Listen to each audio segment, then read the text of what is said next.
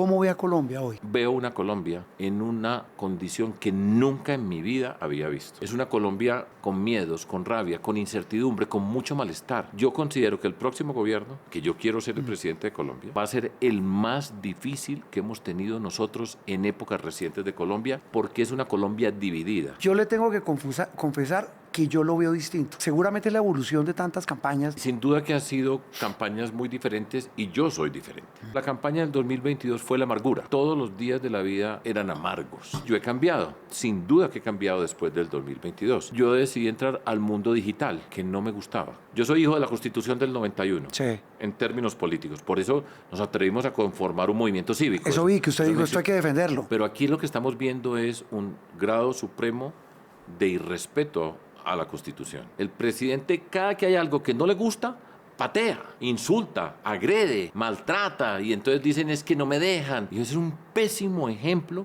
para esta sociedad. Todo eso genera más rabias, porque mientras que estamos en esta pelea, en estos insultos, en estas agresiones, no va a crecer nadie. ¿Qué es ser un buen líder? Uno tiene que tener unos objetivos claros, precisos, pocos, que estén asociados con su identidad. Hay una tendencia a decir 700 cosas, que hay que hacerlas, pero hay que tener unos poquitos objetivos allá enfrente que lo hagan explícito. El talento sin disciplina no sirve de nada. Esto hay que trabajar, saber estrellarse, vuelva y arranque, no decepcionarse, seguir, trabajar fuertemente. Por naturaleza he sido disciplinado. Y mi papá era una persona, pues yo nunca pensaba mi papá es disciplinado, pero yo veía la forma como él trabajaba. Y siempre para mí fue un ejemplo. Siempre me gustó estudiar. No fue que me obligaron, quédese aquí, nada.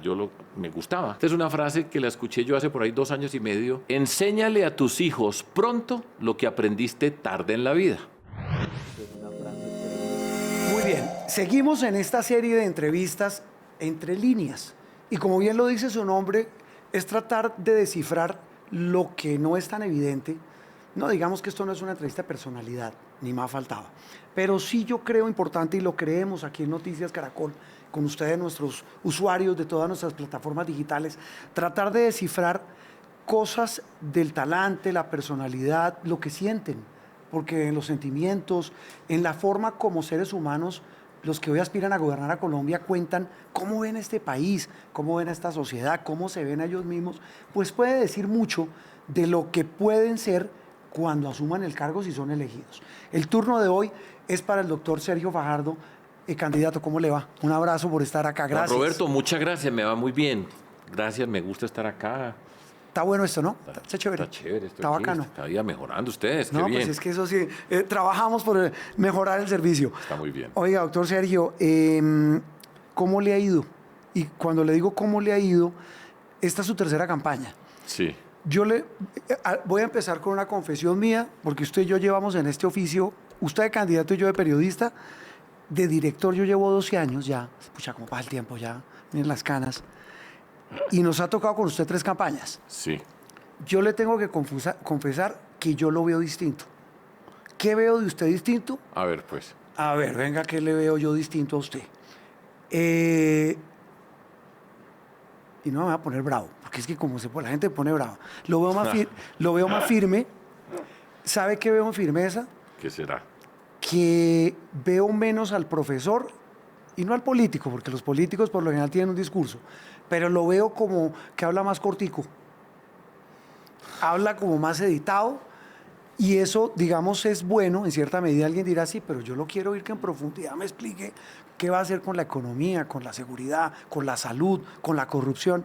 Pero eso lo veo, habla cortico, me parece chévere, y le voy a echar un piropo no a usted, sino la que está al lado suyo me da pena, y es con todo el respeto, usted sabe. No, pena, tranquilo, que estoy acostumbrado Oiga, a eso. lo veo bien de señora. Muchas gracias, hombre. De verdad. Es que reacciono a ese comentario. No, lo que usted quiera. Pero sí, claro. Pero no, de verdad, veo un Sergio Fajardo además más firme, más cortico, más conciso, menos irascible. Se lo digo, ¿verdad? Porque, sí, porque a veces los políticos en campaña se vuelven, no, que no sé qué. No, lo veo, a mí me gusta que veo un cambio, y creo que lo hablábamos un día arriba tomando café en la redacción, eso, que seguramente es la evolución de tantas campañas, 3, pero no sé si estoy equivocado.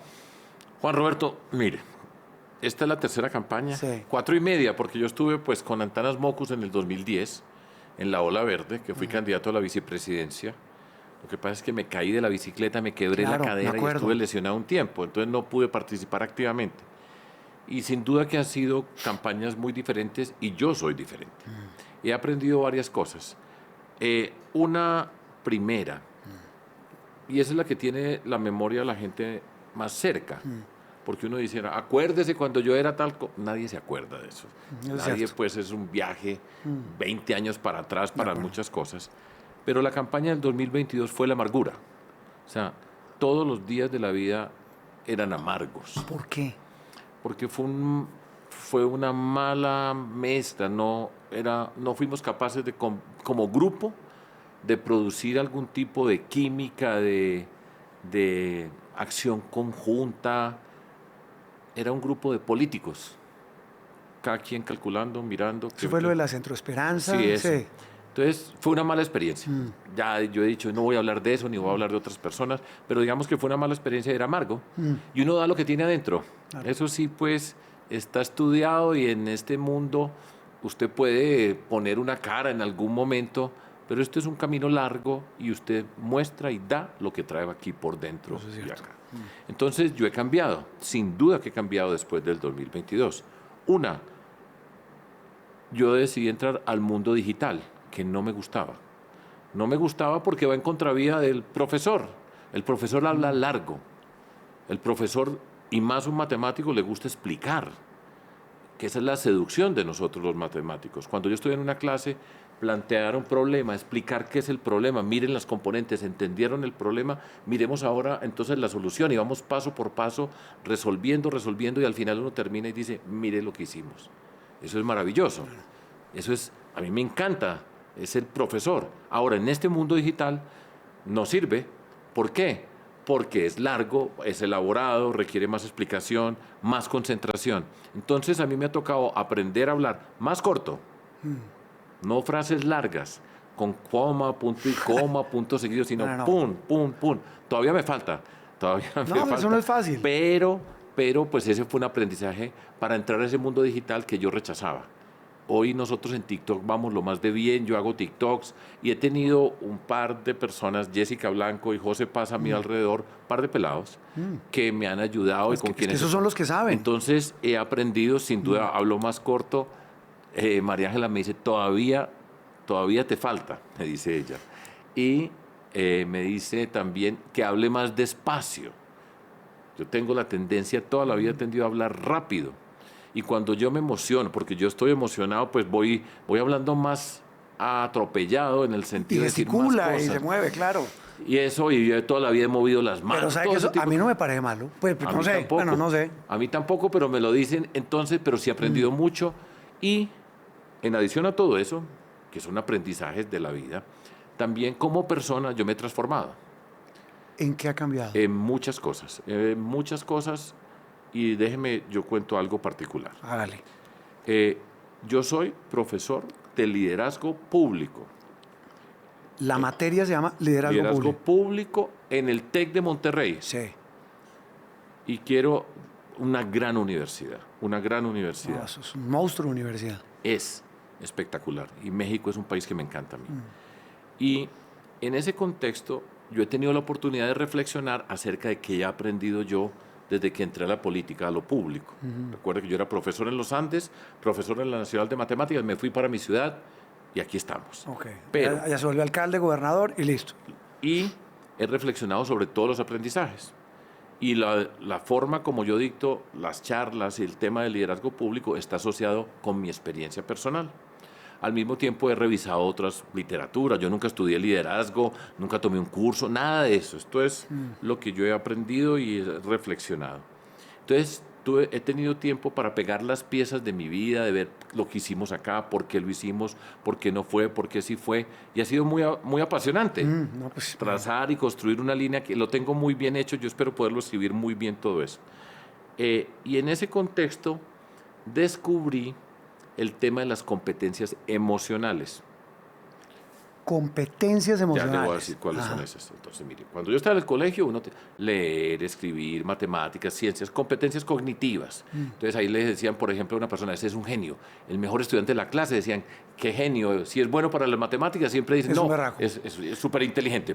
Que entiendo yo aquí con mis productores, lo dice, usted de chiquito, mire lo que me dice, que usted era tímido, reservado y que era todo ñoño en matemáticas. Me gustaban siempre las matemáticas. Que era un teso estudiar. para las matemáticas. Sí, pues me iba muy bien siempre y me gustó. Pero aparte de eso, entonces, ahora, competencias emocionales que de hecho, si una persona va a buscar trabajo hoy, lo primero que le van a mirar no es qué tanto sabe, sino cómo se comporta como persona dentro de un contexto. Y entonces ahí aprendí yo lo que yo nunca... Yo tengo competencias, por supuesto, pero decidí pensar acerca de eso y dije, esto es muy importante. Muy importante lo que estoy viendo yo acá, y es cómo me conozco yo.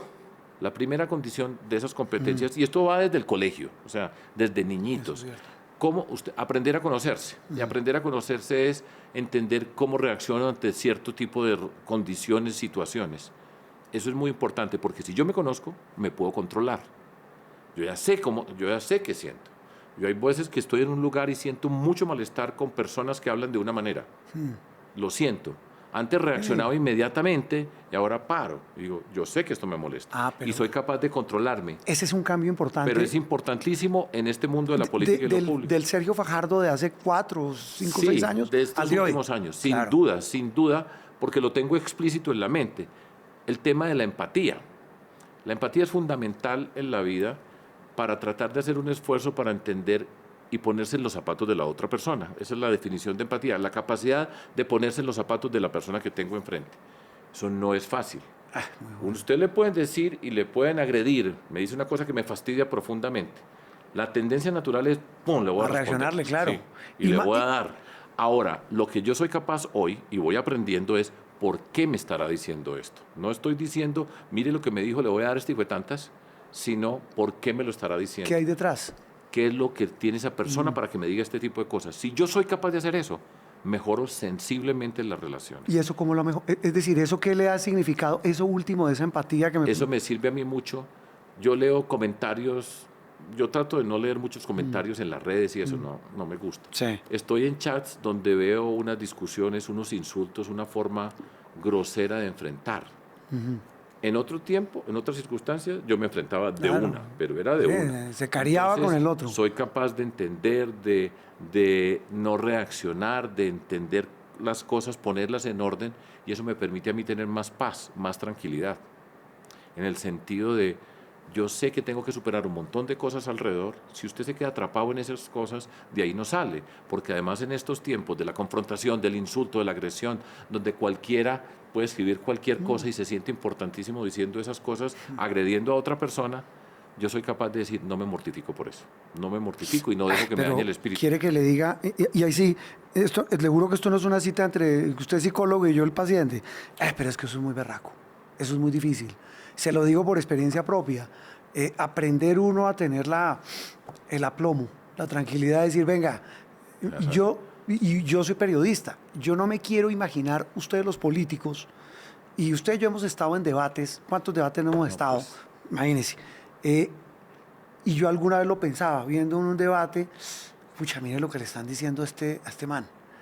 Y usted respondía o no respondía, pero yo decía, yo no sé cómo reaccionaría yo. Es que es muy jodido, es fregado uno controlar algo que se llama la rabia. Así es, porque además sacar la rabia es lo más fácil que hay. Sí. Yo siempre utilizo este ejemplo que a mí me gusta. Hay veces que me dicen, no sea profesor, no en el sentido de explicar y eso, que está bien y se aprende, sino porque mucha gente dice, es que aquí lo que necesitamos es berraquera, ¿cierto? Carácter, porque carácter es el que insulta al otro en estos tiempos. Insultar, madrear, gritar, dañar al diferente, lo hace valiente ante un grupo en esta polarización que tenemos. Claro. Y los profesores tenemos una característica, un buen profesor, una buena profesora, varias características, pero para ser bueno, la capacidad de sacar lo mejor de cada persona. Una cosa es sacar la rabia, que es sacar lo peor, se demora un segundo. sacarle la rabia a una persona. Saque lo mejor que tiene allá adentro esa No, persona. está fregado. Se requiere un profesor. Claro. Por eso, si ustedes recuerdan en la vida y uno hace el ejercicio, hay personas que uno se encuentra en la vida y que le ayudaron a ver algo, que le permitió sacar Eso es algo. verdad. Yo recuerdo un profesor que me abrió el mundo, que eso es muy difícil y eso es una característica de un Y buen hacer ese profesor. clic no es fácil. Y eso no es tan sencillo. Entonces, pasan esas cosas. Pero Digamos, esa ha sido como la base de ese cambio. sin Pero- duda, sin duda, y después de estar en una condición pésima en términos políticos. Sí. Sí. Sí, Entonces, en por políticos ejemplo, no hay ustedes- muertos, en políticos esto es una rotación. Pero es una cantidad de cosas desagradables, porque es que yo soy político y no soy político. Yo no he vivido de la política. Y ya vamos a hablar de eso, que usted... que Yo co- que- he vivido de lo público cuando fui alcalde y cuando fui gobernador. De resto, yo no me he ganado un peso en una relación con el Estado.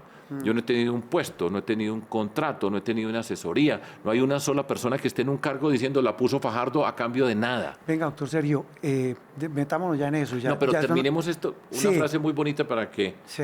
Para que enlazar me en esto, gusta porque es que yo terminar quiero... todo Sí. esto, este capítulo terminamos Cierre con pues esta ese frase. ciclo.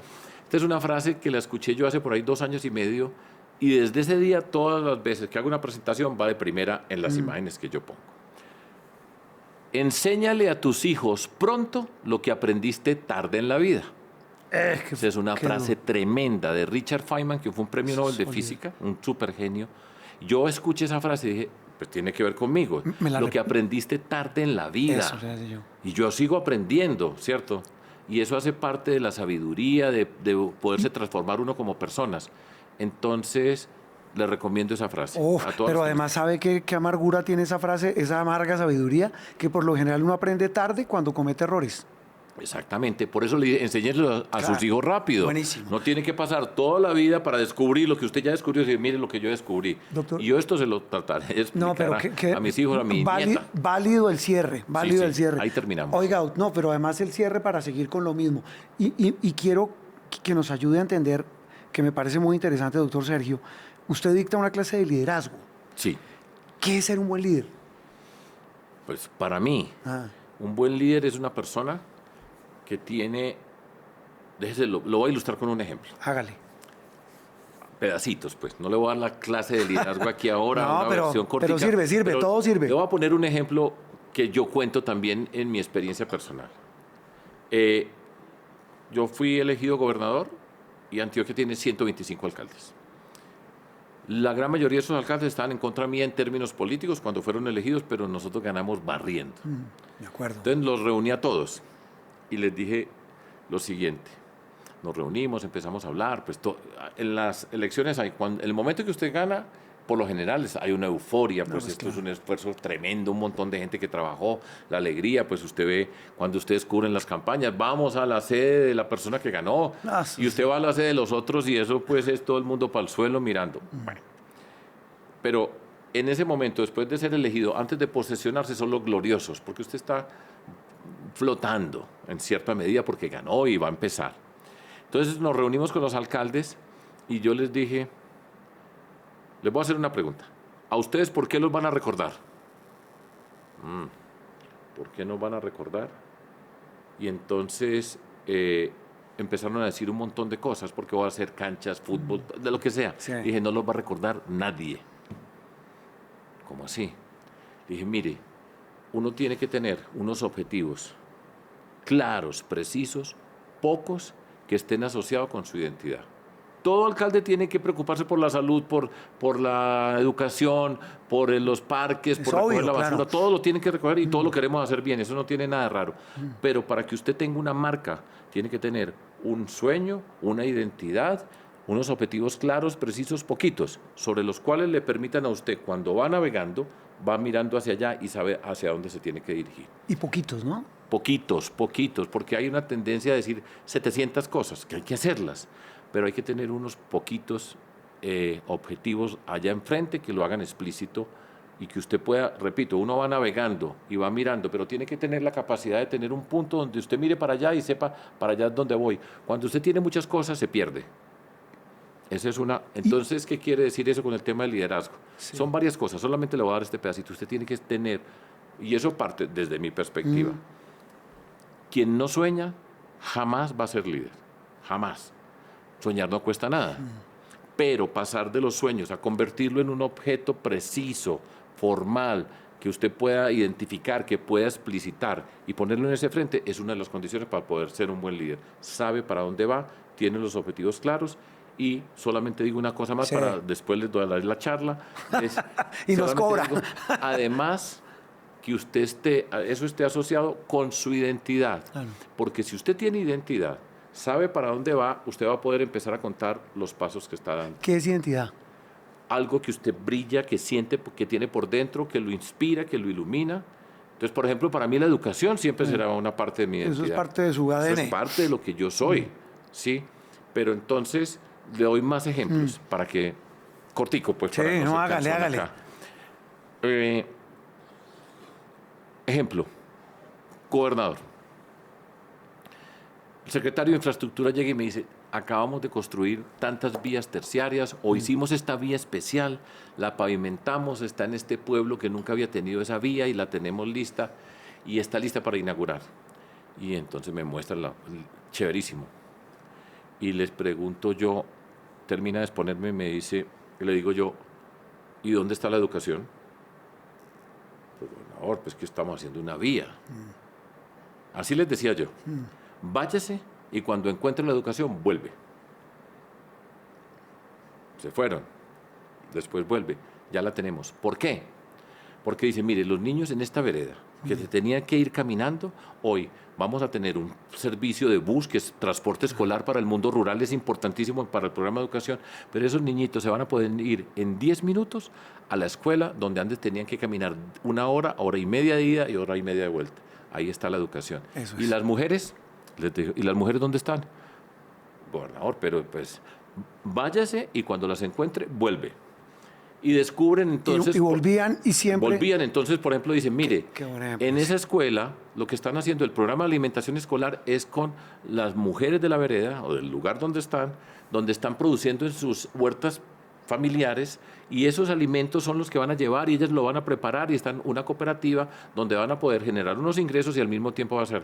Dije, listo. Entonces, cuando yo salgo a contar lo que cuento, yo no arranco diciendo, pavimentamos 15 kilómetros. No, yo digo, hoy los niños, las niñas de esta vereda se demoran 10 minutos en llegar a este lugar. Y allá las madres que están haciendo una cooperativa de tal cosa, es esto. Porque nosotros hicimos una vía de 12 kilómetros. ¿Sabe que Ahí está la identidad. Esa es entonces, cada que cuente es así. Es una lección de liderazgo y de periodismo, porque es igual. Un titular usted lo tiene que buscar en lo que realmente es importante. Doctor Sergio, ¿qué es ser líder? Le acabo de preguntar. Y hay una particularidad que viendo acá, repito todo lo que me contaron, todo lo que hemos podido ver, y uno la ve, digo, repito, yo a usted lo conozco hace años, 4 personas que trabajaron con usted. Entonces, dijeron, mire, ¿usted cómo me define a Sergio Fajardo? A ver. No, míreme esta vaina. Palabras y frases, lo que como llaman los expertos hoy en temas digitales, los mapas de calor. Y sabe a dónde me llevó todo, mire, el profe racional. Racionalidad versus emoción. Y quiero empezar con esta, disciplina. Me dicen, mire, si hay un man disciplinado, es este. Entonces digo, ¿qué? ¿Madruga mucho? Sí, pero más que madrugar. Este man le dice a usted esta cosa y toca hacerla. Hagamos esto con este objetivo.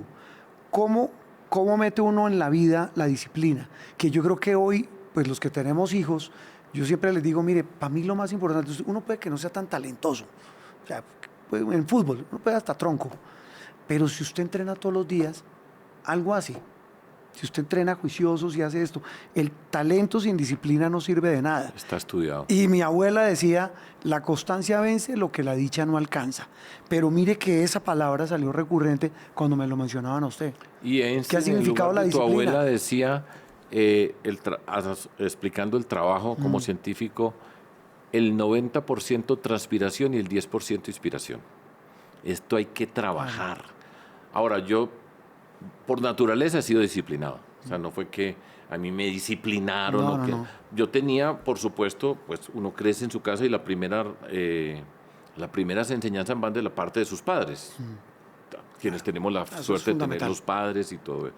Y mi papá era una persona, pues yo nunca pensaba, mi papá es disciplinado, pero yo veía la forma como él trabajaba, las rutinas que tenía. ¿no? Arquitecto. Y siempre para mí fue un ejemplo. Una persona muy mesurada, una persona muy serena, que inspiraba mucho cariño, la gente lo respetaba enormemente. Yo recuerdo caminando por él por el centro de Medellín y yo veía que todo el mundo lo saludaba, pues estamos hablando de hace mucho tiempo, doctor Raúl, doctor Fajardo, doctor Raúl, y él saludaba a todo el mundo y yo decía, mi papá, ¿por qué saluda a tanta gente? Yo veo la manera como lo miran, y era una persona que tenía esa característica, una disciplina extraordinaria, una afabilidad, él era una persona que inspiraba serenidad, que yo me quiero parecer más a él. Yo he dicho más de una oportunidad que yo soy una mezcla de mi mamá y mi papá. Mi mamá era la pila, pero ella era muy religiosa, entonces se controlaba enormemente, pero ese motor, y eso era ella. Mi papá era la serenidad. Entonces, de ahí, pues yo tenía un muy buen ejemplo en la casa, pero yo siempre fui disciplinado. Y siempre me gustó estudiar, eso no tiene ningún misterio. Sí, también me dicen eso. No fue que me obligaron, quédese aquí, nada. Me gustaba, como me gustaba jugar fútbol, me gustaba montar en bicicleta, me gustaba estudiar. Nada extraordinario, pero... Y en el trabajo matemático, ya en una dimensión superior, para poder avanzar en las matemáticas, para poder descubrir lo que a mí particularmente me apasionaba, eso requería mucho estudio, mucha concentración, mucha seriedad. Entre otras cosas, cuando uno hace un doctorado, tiene que resolver un problema que nadie ha resuelto. Eso es lo que se llama un problema abierto o algo que nadie ha escrito. Si no, no sirve. Entonces, buscar ese problema con su mentor, con su director, y trabajar para resolver un problema que usted no sabe qué pueda pasar. Usted nunca tiene la certeza de que lo va a lograr. Entonces, la disciplina, saber estrellarse, eso hace parte también de esto, decir, no pude. Esa sí que es dura. Es saber estrellarse, vuelva y arranque, no decepcionarse, seguir, trabajar fuertemente. Yo lo he hecho toda la vida y he sido disciplinado. Y muchas veces soy exigente también con la gente alrededor del tema de la disciplina, ¿cierto? No, pues claro. No es a trabajar. Es que eso me dijeron, ¿no? Esto es camello y método. Sí, así lo he hecho toda la vida, la verdad. Mire, doctor Sergio, esa disciplina con la que ha aplicado, o más que aplicado, que ha aplicado a su vida académica, a su vida profesional, siempre me dicen el profe racional.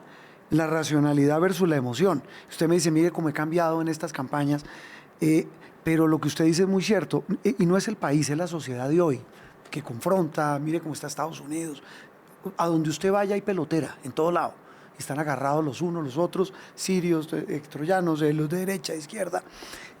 ¿Cómo un profesor racional se mete en política, que es muy emocional, porque hoy la política es en redes? Hoy la política es la pirotecnia. ¿Cómo hace un profesor racional para meterse en ese mundo y competir? Pues mire, yo soy una mezcla, por supuesto soy profundamente racional. Yo vengo de la expresión máxima de la racionalidad humana, que es la lógica matemática. Sí. O sea, eso es el área mía dentro de las Imagínese matemáticas, usted. que tiene un montón de áreas. La mía es la lógica matemática, y les cuento por qué estudié matemáticas, porque me parecían hermosas. Yo no estudié matemáticas para aplicarla para nada, sino esto me parecía... pues una belleza. Yo no estudié matemáticas porque me parecían horrorosas. Seguramente. Fue madre. Y somos muy poquitos los que decimos esto, que me parecen hermosas y le dediqué la vida a estudiarlo, la lógica, lo más abstracto de lo abstracto, lo más lejos de las pasiones humanas. Ahora, al mismo tiempo, yo siempre, en el papel de profesor, ¿sí?, está ese tema de la empatía y de sacar lo mejor de las personas en medio de mi timidez, porque yo sigo siendo tímido. Sí, también está acá. Y eso, la gente dice que va a ser tímido. Pues imagínese uno expuesto a todo esto todos los días, a todas horas. Yo todavía sigo siendo tímido en muchas circunstancias, me esfuerzo. Pues, Sí, por, y así por no lo hacerlo. define mucha gente de la Exacto. que lo conoce. Y en medio de todo eso, hay formas distintas de comunicarse con las personas. Yo aprendí a dar la mano en política. Pues uno en la universidad, uno no anda dándole la mano a todos los estudiantes, a los amigos. No, ¿qué hubo? ¿Qué más? Chao.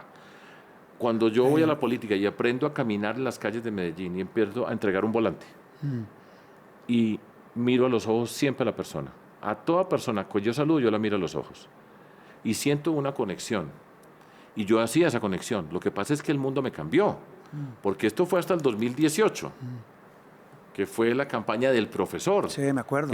Que por nada, ¿sí? Y el jingle era un profesor, un presidente, profesor. Me acuerdo. Ese era el jingle, ¿cierto? Pero después del 2018 cambió este mundo con las redes y para mí siempre fue, ahí es donde entra todo esto, porque yo tenía la capacidad de estar en la calle con las personas y me he sentido siempre cómodo. Si usted pregunta a cualquier persona en la calle, estamos en un mundo aquí donde están los intelectuales, las discusiones de otra naturaleza, de las élites. Yo he estado en muchas calles, usted le puede preguntar a cualquier persona en la calle cómo ha sido mi trato, mi forma, siempre estaba contento y siempre sentía esa cercanía, ese contacto con personas, para mí siempre fue muy enriquecedor y así aprendí yo a hacer la política. Cuando pasamos a las redes, se acaba ese contacto. Claro. Dar la mano, ya no se da la mano en las redes. Y siempre mi preocupación es, pero si yo he tenido esa cercanía en la calle, ¿cómo hago el engagement, como en las redes? Y he aprendido, pero me costó trabajo, me ha costado trabajo, porque yo lo que más me ha gustado en la vida es ir, recorrer, caminar, escuchar personas, estar en un espacio, descubrir las ciudades, los lugares, pero ahora es un mundo digital.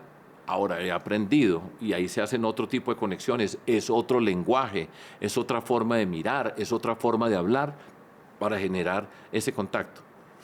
Y eso ahí es donde me costó trabajo a mí. Yo creo que lo estoy haciendo mucho mejor y he aprendido. Y entonces hacer un TikTok y me decían a mí, ¿usted sabe quién es Beyoncé? Le dije, pues sí, yo sé quién es Beyoncé. Vamos a hacer un trend con Beyoncé, me acuerdo el primero. Y dije, un trend con Beyoncé, ¿y yo qué tengo que hacer? Básicamente usted lo que tiene que hacer es así, mirar para acá, decir... Es verdad que a usted le pasa lo mismo que a mí, es que a mí me pasa igual, yo tengo más gracia una licuadora apagada que yo. Me dicen, haga en redes, pero uno que hace en redes. Pero es que difícil. Pero he aprendido y lo hace muy bien y lo disfruto. ¿Cierto? Eso le iba a preguntar, no lo hace obligado, sino no, lo estoy ya lo ha logrado. Ya lo disfruto y me río y yo cambio, hago cosas. Entonces hay una sección que me gusta a mí, con este grupo digital me dice, Fajardo responde. Entonces me dice, alias Pepita, Fajardo es un hijo de tantas, ta. Yo lo leo. Sí. Le digo, Pepita, muy cariñosa, ¿no? Y le contesto.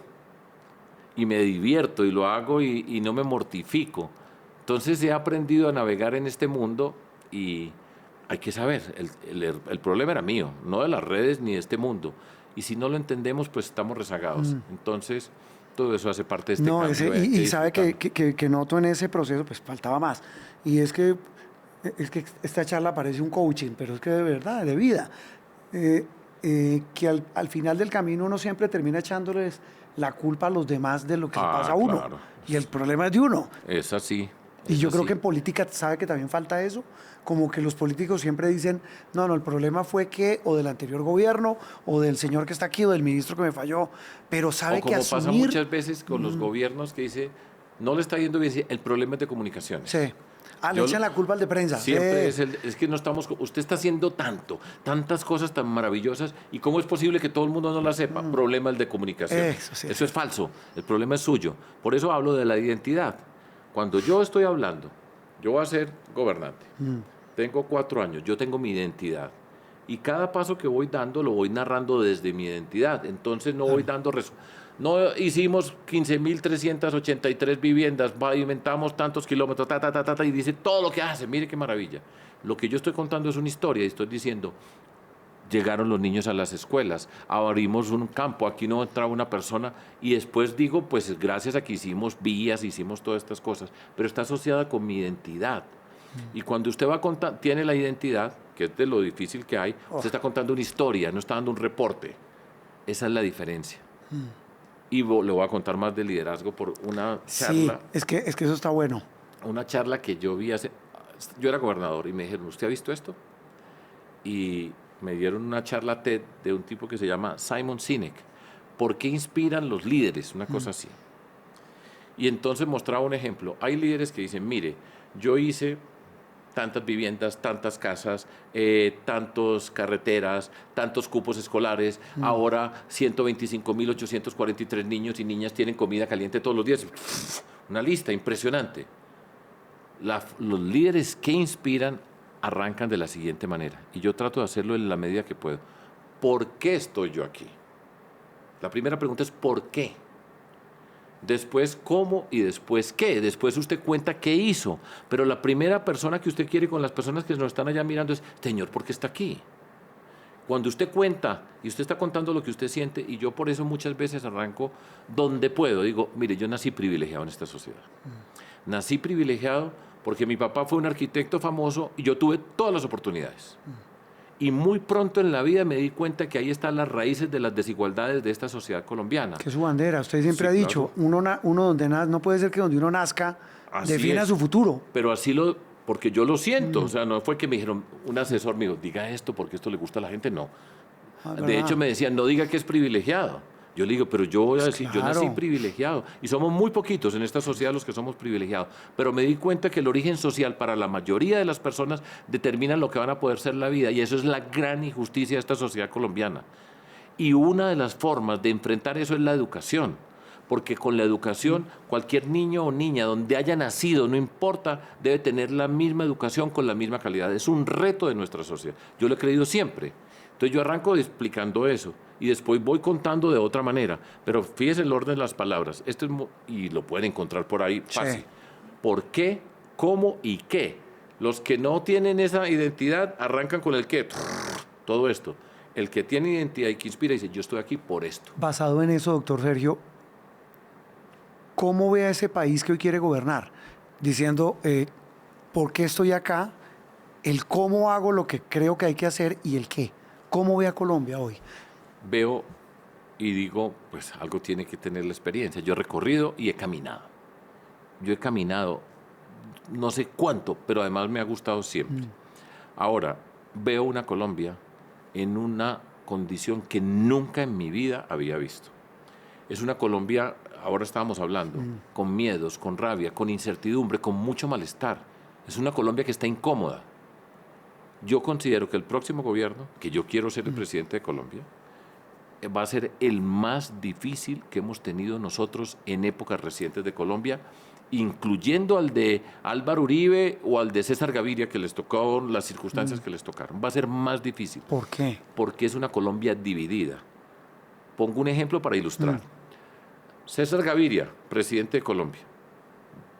Le guste o no, es otra cosa. Pero sentíamos en Colombia que estábamos amenazados por un señor que quería destruirnos a todos. Y él era quien en cierta medida nos estaba defendiendo. Todos lo apoyábamos, le gustara o no la política. Escobar nos unió. Igual miedo, pero Escobar nos unió a todos. Por supuesto. Tiene razón. Y lo mismo pasa con las FARC. Sí. Cuando estaban las FARC y los atentados, y mire lo que puede pasar, pues la gente, pues estábamos unidos por eso. De Pero es que acuerdo. aquí estamos divididos entre nosotros. Y nunca habíamos, en lo que yo he crecido en la vida, ¿Qué nos divide? la polarización que tenemos hoy. De eso no tengo ninguna, pero ninguna duda. Lo que ha significado la confrontación política y está asociada con dos figuras, que son el expresidente Álvaro Uribe y el actual presidente Gustavo Petro. Esas son dos figuras políticas de este siglo. ¿Sí? Es el que no lo vea, pues está Eso es un- ciego. Sí, sin Pero duda. esas son las dos figuras políticas y alrededor de esas dos figuras políticas hay una confrontación muy grande que hoy se está replicando. Vamos para otro capítulo, si no rompemos con esto, donde está Cepeda, que es el de Petro, y digamos Paloma y Abelardo, que son los que se asocian con la figura del presidente Uribe. ¿Por qué estoy yo aquí? Por la convicción de que en la política podemos transformar la sociedad.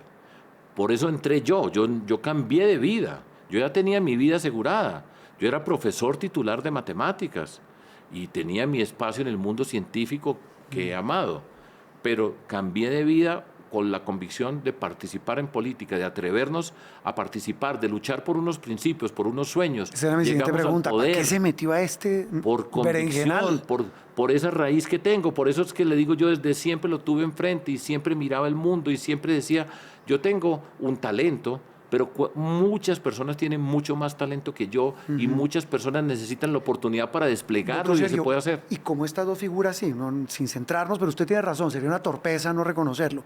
Pero usted me dice, el gran problema de esta sociedad es que está dividida, confrontada, polarizada. ¿Qué carajos hacemos? Lo que estoy haciendo yo, este es un caso, pero esa confrontación divide el mundo en dos. Entonces, amigo o enemigo mío. No hay más para hacer en la vida. Blanco-negro, no hay más. Sí. Cuando usted con el que es diferente lo cataloga de enemigo, está en la guerra, está en el lenguaje de la guerra. Y al enemigo hay que destruirlo. Y entonces empieza por el lenguaje.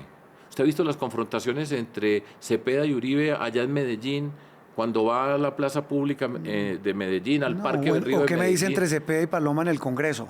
Ahora en plena campaña. Ahí están. O sea, esa es la confrontación y eso es la síntesis de lo que divide hoy a Colombia. Y lo que yo digo es, se puede hacer la política de una manera diferente. Nosotros la hemos hecho y es convocar a cambiar totalmente. Ustedes, amigo o enemigo, o yo digo, podemos ser diferentes sin ser enemigos.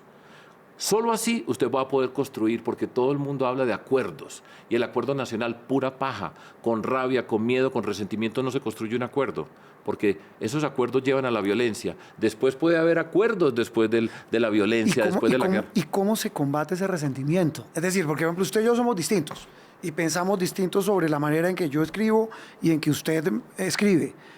Y de golpe yo digo, hombre, este man tiene razón, puede ser como él dice, pero ¿cómo quito el resentimiento que a mí me queda porque usted terminó teniendo la razón? Eso es dificilísimo y ahí vamos acerca del tema de la empatía. La primera forma para empezar a... ¿Usted cómo hace con una persona que tiene rabia enfrente? Pongámoslo en esos términos. Sí. Usted se agarra los golpes, no va... Y a mí me ha tocado, tiene rabia, escúchelo. Escuche a la persona, déjela que diga qué más tiene para decir. Eso es empatía. ¿Qué más tiene para decir? Entonces, después de que usted lo escucha y no entra a su cancha, porque es que la tentación es entrar precisamente a responder, provocar. aprender a escuchar. Esta palabra no está de moda aquí, respetar, ¿sí? Y eso es lo primero que le sirve a usted para ir desmontando todo este andamiaje de rabia y de malestar, de incertidumbre, de confrontación, que es lo que tiene hoy Colombia. Yo lucho por eso. Y es difícil, porque entonces, ¿cómo llega con el mensaje? Es que es más fácil decirle, es que este es un grandísimo hijo de tantas. Y yo se lo digo aquí, lo digo acá, se vuelve viral, mire Fajardo qué tan berraco. Ahí sí, Fajardo se paró en las que son y les dijo hijo de tantas, y ese es el... Ese es el man. Dele. Eso es lo que buscan para decir que tiene carácter. ¿Sí? Para mí mi carácter es respetar, reconocer. Ahora estoy hablando distinto, hay que tener otro tono. Me dicen, hable un poco más duro. Claro. Todo ese tipo de cosas yo entiendo, yo puedo entender que hacen parte. Pero la Colombia por la que yo estoy aquí sentado, y yo voy a cumplir 70 años ahora el 19 de junio.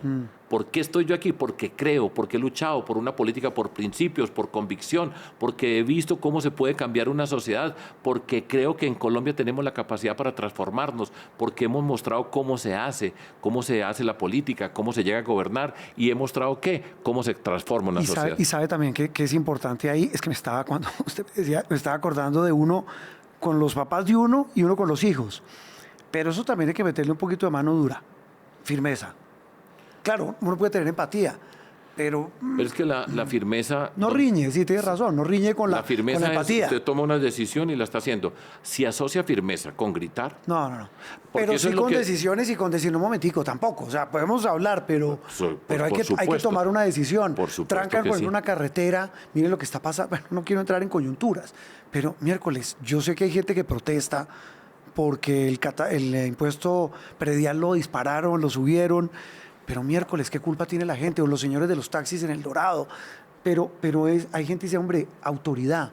¿Y autoridad qué significa? Porque es que hay que saber entender qué es lo que significa autoridad. Estamos en una sociedad democrática. Sí. Hay gente que está protestando. Y como les digo, yo fui gobernante y dígame una protesta o algo que haya pasado en el periodo en que yo fui gobernante y que no haya sido tratada, bien respondida y resuelta. No hay una.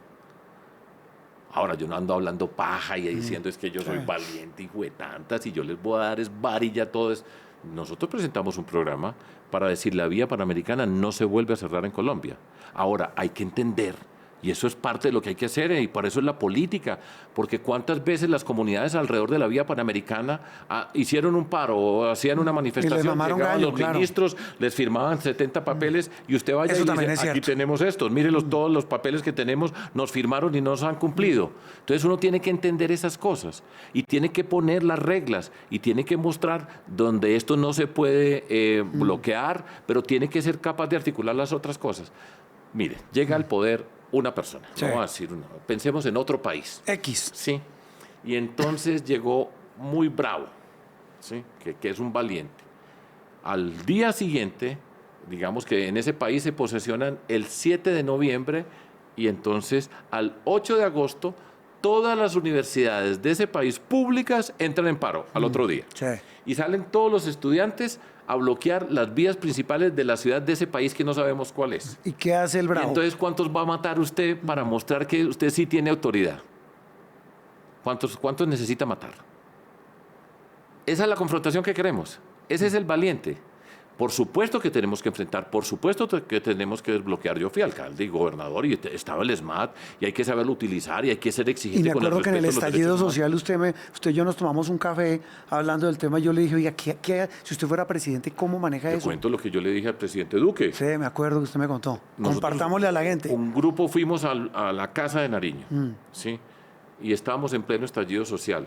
Y lo que estaba pasando en la ciudad de Cali, todos los que estábamos, cada uno dio su opinión y sugirió y en principio nos estaban escuchando. Y el presidente, váyase para Cali. Usted quédese 2 días, 3 días en Cali. Vaya a Siloé, vaya al distrito de Agua Blanca, vaya.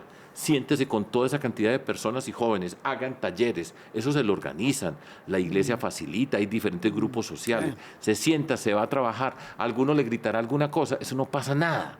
Siéntese usted con las personas, escúchelos. Yo le aseguro a usted que después de 3 días de estar allá, usted es diferente y ellos son diferentes y le aseguro que pueden encontrar una solución. Voló a las 12 de la noche a la sede Marco Fidel Suárez, estuve de 12 de la noche a 2 de la mañana y nunca volvió. Ahí vio lo que pasó. ¿Muy valiente? No. La valentía es ser capaz de entender, escuchar y si usted tiene que utilizar la fuerza, la utiliza en el momento que corresponde. Y eso es importante. Y confrontar, verlos a la cara. Siéntese, eso no le va a pasar nada. Usted puede que tenga una persona enfrente que es altanera, grosera, y por eso le digo, escúchela. No se diga, más hijuetantas sos vos. Ah, sí, venga, Oiga, ponga aquí la raya, pues, hijuetantas, y va a ver quién se pase y saque machete, como eran las historias. Claro, y qué enorme dificultad, doctor Sergio, para hablar y para oírnos, ¿no? Ustedes han hecho un ejercicio muy importante en Caracol, pero es muy difícil, pero no es imposible. Yo creo en eso. Sí. A mí, por ejemplo, la policía puede entrar a la universidad. Hay unas circunstancias donde tiene que entrar. Cuando yo fui gobernador, por ejemplo, hubo momentos en que la policía tuvo que entrar. Hablamos con el rector, tenemos las circunstancias. Le dije, ¿cómo puede ser que están matando a una persona afuera, adentro, y usted no puede entrar? Pues tiene que entrar. Ahora, no cada que haya una protesta mande la policía allá adentro, pero tiene que saber actuar. Mi papá, recuerdo que decía algo, en este momento, recuerdo esto, que mi papá una vez me dijo, así es la mente, ¿cierto? Sí. Esto yo no me acuerdo hace cuánto no lo pensaba. Voy a contar este pedacito para ir terminando, pues, pensando con la memoria de mi papá. Mi hermana, la hermanita chiquita, era muy necia en el colegio. Y allá pues lo citaron a que fueran a hablar y mi papá fue. Y siempre después de eso, no recuerdo cómo, pero me viene acá, mi papá decía, la rectora me dijo, no desgaste el poder. Usted sepa utilizarlo en el momento que es. Si es todo el tiempo regañando, molestando, no va a pasar nada. Pero sepa, en el momento que usted actúa con autoridad y eso es potente. Yo creo en eso. Entonces no es el que más grita, el que más insulta para cada cosa, sino sepa actuar y que en el momento que usted actúa vean exactamente lo que significa el poder, lo que significa actuar. Eso requiere experiencia y requiere conocimiento, pero ese ejemplo que me acaba de venir aquí en esta conversación de manera intempestiva.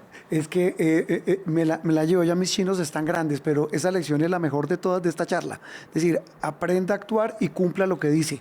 Yo creo que eso es la mejor definición de firmeza. Así es. Yo creo. Y no es cada día gritando, sonsonete, regañando, tal cosa. Si usted hace eso, no le van a parar. La lora no. El poder es muy valioso. Cuando usted lo utilice, utilícelo bien. Doctor Sergio, estamos, como para el tiempo volando, pero mire, que tengo aquí el reloj, más chica. Todo esto para concluir una cosa, ¿esa es su ecuación de democracia? ¿Todo esto?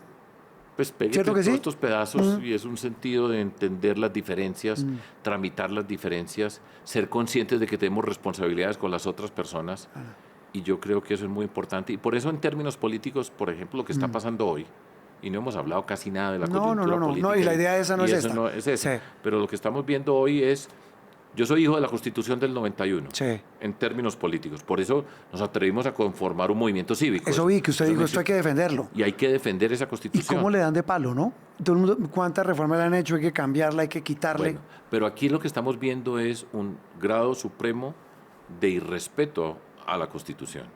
O sea, el presidente, cada que hay algo que no le gusta, patea, insulta, agrede, maltrata, y entonces dicen es que no me dejan, y por eso entonces se habla de las asambleas constituyentes. Y ese es un pésimo ejemplo para esta sociedad.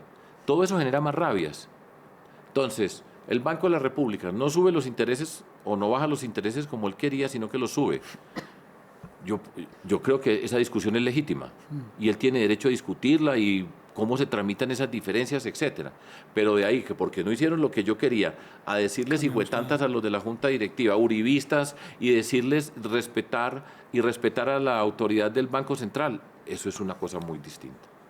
Y nosotros en democracia tenemos que hacer el esfuerzo de respetar las reglas de juego. Yo creo en las reglas, vengo del mundo de la lógica, que eso es parte, por eso yo creo en los principios, yo creo en la coherencia y la consistencia que tanto mortifica a algunas personas, ¿sí? Y eso lo creo profundamente y tiene que ver con mi formación. Hoy estamos viendo un ataque a la Constitución, a la democracia, porque Eso le iba a después de decir, todo esto, a la esto es un democracia. ataque a la democracia y es muy peligroso. Es muy peligroso porque así sea costoso, toca aceptar las reglas. Se pueden cambiar las reglas, hay instancias donde se pueden cambiar, sí, pero no a las patadas.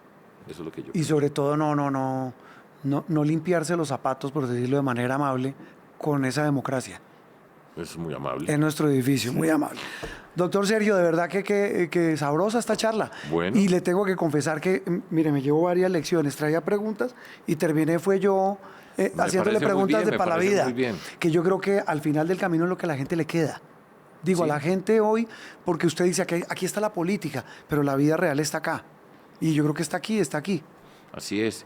Y dentro de todo esto, para terminar, yo siempre he dicho, en todas estas discusiones políticas, repito, yo a veces leo unos comentarios, digo, este hijo de tantas, me gustaría, pero encontrármelo y decirle tal. Sí, porque Pero digo, a uno le da rabia. respiro, no quiere decir que no me dé rabia, o sea, Pues pero lo claro. que pasa es que ¿qué hace usted con la rabia? Sí. ¿Cierto? Y cómo es capaz de recoger, tramitar y actuar de otra manera.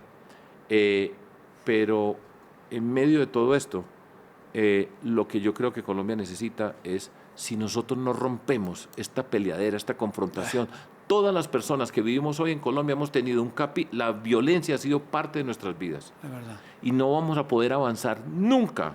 Y por eso nunca vamos a hablar de educación, de ciencia, de desarrollo productivo para transformar nuestras regiones, para tener el programa seguridad alimentaria, para hacer del tema ambiental Colombia el epicentro del medio ambiente, de la biodiversidad del planeta, para hablar de todo eso. Nunca lo vamos a poder hacer, porque mientras que estamos en esta pelea, en estos insultos, en estas agresiones, no va a crecer nadie. Ese es el reto y por eso aquí estoy perseverando. Y nunca pierde quien lucha por sus ideales, por sus principios y su convicción. Eso sí lo tengo clarísimo. Doctor Sergio, de verdad un gusto, de verdad que Muchas sabrosa gracias. esta charla. Muchas gracias por estar con nuestros televidentes en Entre Líneas en todas nuestras plataformas digitales. Bien, chévere, muchas gracias. Ya saben por quién votar.